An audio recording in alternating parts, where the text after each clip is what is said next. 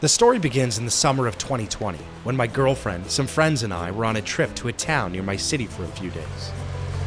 The city has a beautiful port area with some cliffs behind it. These cliffs are very high, and jumping from them, it isn't possible. Instead of sand, there were hard rocks and stones. The small town is famous for two things: its tourists and its fishermen. On the first day of our trip, we decided to go for a walk to the cliffs to watch the sunset and bring some beer and snacks. The town's coast is situated in a big gulf that includes our hometown as well, so they're pretty close to one another. There was a large oil tanker that was anchored in the gulf for an extended period of time because of false documentation.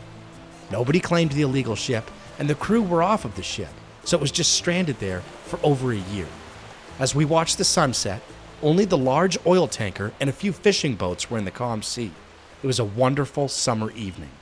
The sun eventually set, and we had a few laughs talking about stuff we wanted to do that summer. However, my friend Alexander noticed something odd.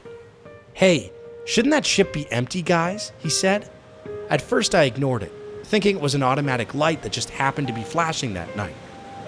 But eventually, the flashing lights became 2, and then 3, and suddenly a large portion of the ship was clearly illuminated.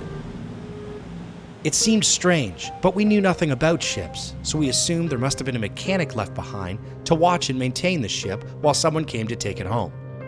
We went to bed, and all of my friends had already forgotten about it, except for me. I had a nagging feeling that something was wrong.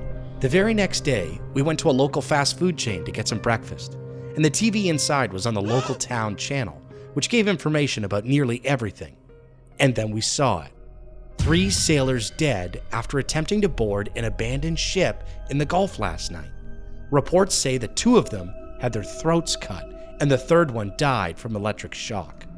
Did what we saw have anything to do with the sailors' deaths? Or was it just a sad coincidence? Why were the lights shining? Who cut the sailors' throats? And what were they searching for on this ship? I still don't know to this day. The police dismissed the case as an accident a month later.